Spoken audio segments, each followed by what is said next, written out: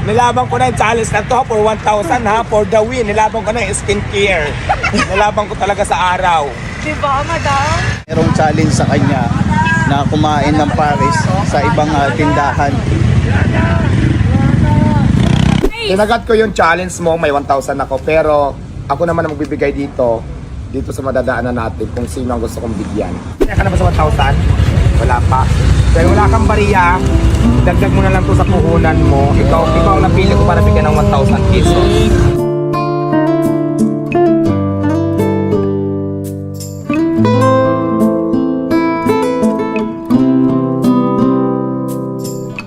So ayan guys, pupunta lang kami doon sa may Parisan at kakain po ito si Diwata, no? Lalo na sa mga kompetensya niya.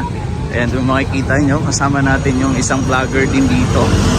Hanap ako ng parisan kasi nakain ako. May parisan ba rito? Banda wala. Saan? Ayan. Hindi, pupunta yung Diwata, meron dito. Madam Diwata! Nilabang ko na yung challenge na to for 1,000 ha, for the win. Nilabang ko na yung skincare. Nilabang ko talaga sa araw. Diba? At habang naglalakad kami, kita nyo, maraming mga nagpapapicture sa kanya. Grabe, katanghalian. No? In-accept niya yung challenge na kumain sa ibang parisan. Hello po. Okay. May Paris. Nahimik dito.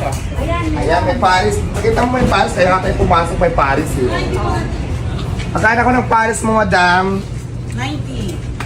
90? Wala bang tawad? Wala tayo. O sige, pagkain nga, isang order lang. Isang order lang? Dalawang order po kakain po kami. Kakain ka din? Oo, Dalawang order! Hello. Sino may-ari si ate? Si madam. Si madam. Pero dapat cart lang. Gano'ng katagal ang process natin? Okay, sige. Go, waiting dalawang order. So ayan, kasama po natin ngayon si Hello Fatima. Anong masasabi mo na in-accept nga yung challenge mo na kumain sa ibang parisan? Naku, unang-una, parang feeling ko hindi nga tatanggapin kasi syempre kakumpetensya yun eh, di ba? Kompetensya from the word kompetensya. So syempre, kung ngayon, gaya ngayon, nandito na tayo, so exposure na rin to sa ibang parisan, gaya nung napuntahan natin, since ito na po yung pinakamalapit. So tignan natin kung may mga pa yan, isa-challenge ako kay madam, so abangan nyo po for the next video, ayan. Magkano yan, madam? 90 with rice. With rice to 90, no? Ako naman ngayon na mag-a-honest review. Ayan. Parang hindi naman ito na pag-usapan natin sa challenge. Parang usapan natin, kakain lang ako. kakain ka. Kaya nandito na tayo sa vlog, so kailangan na natin mag-honest review, no? Yes. Masarap. Masarap yung sabaw. Manamis-namis na parang naghahalo ang lasang lechon paksiw at saka calderita. Charing lang, hindi masarap siya. Masarap yung sabaw. May tamis-tamis. Kasi ang Paris talaga, iba-ibang siyang version. Pero yung version ni ate dito sa kanainan ko, masarap naman siya. Ibang atake naman to. Hindi siya chicharon bulaklak ha, chicharon bulakan ang gamit niya dito. Yung chicharon talaga na literal na chicharon. Kasi ito parang lechon paksiw. Lechon paksiw, no? Lechon paksiw. Sarap. Lechon paksiw nga siya. Paano nakagat ko yung dila ko? May nagkismisa na naman dyan. So, nagkismisa na naman ako. Ako, ilang taon? 42. Totoo yan, real yan. Well, so, pero mukha lang ako 16 years old kasi baby face ako yun. Totoo nga si Madam Opak. Diba? Focus. Kahit i-focus mo pa ako, di ba? Magsa-70 naman kasi na-mature na ako dahil nainitan tayo kanina sa paglalakad natin mapunta dito. Nagkakangkong ako, okay, sideline ko na rin yan dati dahil, di ba, pagkakapirahan din siya sayang, tapos uling, ganyan, marami akong pinasukan. So, Alakal, ganyan. ano pa? Bago ka naging Construction. construction.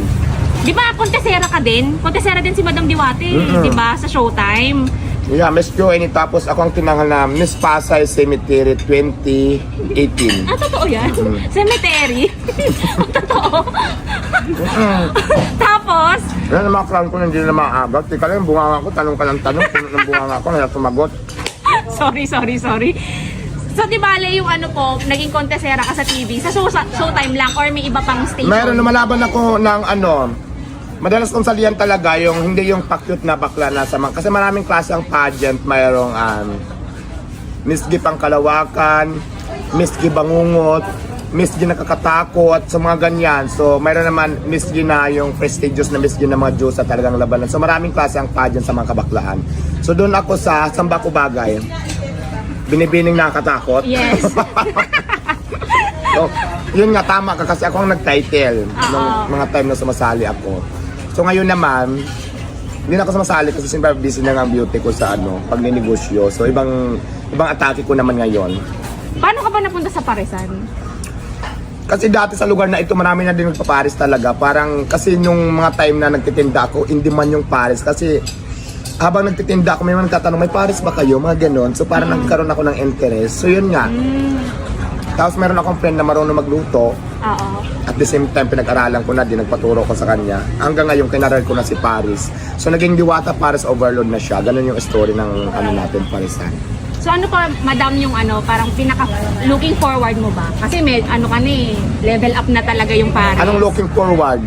Parang Tagalogin mo nga. may pinapangarap ka pa ba? Kasi eto, steady na siguro yung income. Siyempre hindi ko na yung tatanungin, Yes. personal na yun privacy na yun. Nangangarap pa ako na magkaroon ng maraming lalaki na mga gwapo. Ay! Yan ang pangarap ko talaga sa buhay ko. Sige. Kasi kadalasan hindi masyadong gwapo yung naging lalaki ko. Parang lugi ako sa labanan. Gagastos ka lang din naman, parang i-full na natin. Kailangan din tayo sa mga gwapo Full talaga. pack, ganon. Full pack na talaga. Diba? Ilan po kayo magkakapatid, madam? Medyo personal. Actually, apat kami. Ako lang din ang may hitsura. Lahat sila Hindi naman kami nagkakaroon ng hitsura, pero ako ang nangingibabaw talaga. Panganay po ba kayo? Pangilan Bunso. ka? Bunso. Ay, pares tayo, madam. O, diba? Bunso din ako. Bunso. Bunso. Tapos yung parents niyo, mama, papa niyo po? Wala na akong father, mother na lang. Yung mother ko siyempre may edad na din, pero support na lang din ako sa mother ko kung anong gusto niya. Masaya naman siya sa buhay namin ngayon. Alam niya po yung, Oo naman. yung naging Magkasama kami nakaraan lang, kaya lang umuwi siya ng province. Anong probinsya mo, madam, pala? Thailander ako sa hindi nakakaalam. I'm from Thailand. Charing lang, siyempre ako Bisaya. Waray, Bisaya. waray. Waray pala si madam. Tapos yung mga kapatid mo po, kasama mo din dito May sa... mga asawa na sila, kanya-kanya na kaming buhay. Pero yung mga anak na lang ng mga kapatid ko, yun ang kasama ko dito ngayon. Okay. Bali, ilan na po, madam, yung tao mo kayo sa Parisan? Marami na hindi ko na mabilang, sobrang dami. Pero okay lang, at least diba, marami tayong natutulungan. Nasa Alam mo sa social media. lahat-lahat na kung anong gusto nyo sa buhay nyo, gawin nyo na kaagad. Huwag nyo nang patagalin. Kung may mga pangarap kayo, aksyonan nyo na kaagad. Kasi walang imposible maabot yung ating mga pangarap sa buhay kung ina-aksyonan natin agad-agad. Kailan nyo pa ba aksyonan? Pag hindi na natin kaya, matanda na tayo. So kung may mga pangarap tayo, tuloy lang. Huwag susuko sa mga pagsubok at hamon ng buhay. Kasi kasama yan, habang buhay tayo may mga pagsubok talaga. Ang kailangan lang natin gawin talaga, magpakatatag, labanan, para huwag sumuko, para makamit natin yung mga pangarap natin sa buhay. Since challenge accepted po sa 1K, anong gagamitin niyo dito, madam? So, itong 1,000 sa iyos, lahat, pagbalik natin dito, abangan mo kung kanino ko ito ibibigay. Siyempre doon natin ibibigay sa deserve din na para bigyan ng 1,000 pesos. Ayun, may paano si madam, may Oo. pa-surprise! Tinagat ko yung challenge mo, may 1,000 ako, pero ako naman ang magbibigay dito sa madadaanan natin kung sino ang gusto kong bigyan. Gusto nyo kumain, malapit lang to dito sa tindahan ko. Dito lang to sa Buendia Extension, pagliko mo ng Jokno Boulevard. Alampas lang ng Shell, dito mo to makikita at matatagpuan. Gusto nyo kumain dito kay Madam, masarap, may pares din sila. At the same time, marami silang ulam na pwede nyo pagpilian. Ayan, pakita natin. So ayan, babalik na kami. Mahirap At talaga dahil nga magpalaki. sabi niya kanina yung 1,000 na premium niya ay ibibigay din niya. Titignan natin kung kanino niya ibibigay ito. Ano tayo, marami ng binta. Matumal. So ayan, ngayon bibili ako ng isang. Kaya ka na ba sa 1,000? Wala pa. Dahil wala kang bariya, dagdag mo na lang to sa puhunan mo. Ikaw ang napili ko para bigyan ng 1,000 pesos. So dagdag mo yan dito dahil sabi mo wala ka pang binta para at least wala ka na pumapimain mamaya may pang-yelo ka na o may pandagdag ka dito pambili ng mga ganito, ng mga ganito.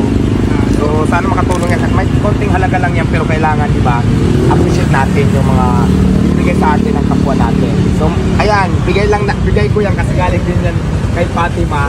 Galing yung challenge niya kasi nag-challenge accepted ako. Parang delete niya ako ng 1,000 kasi ginagat ko yung challenge niya.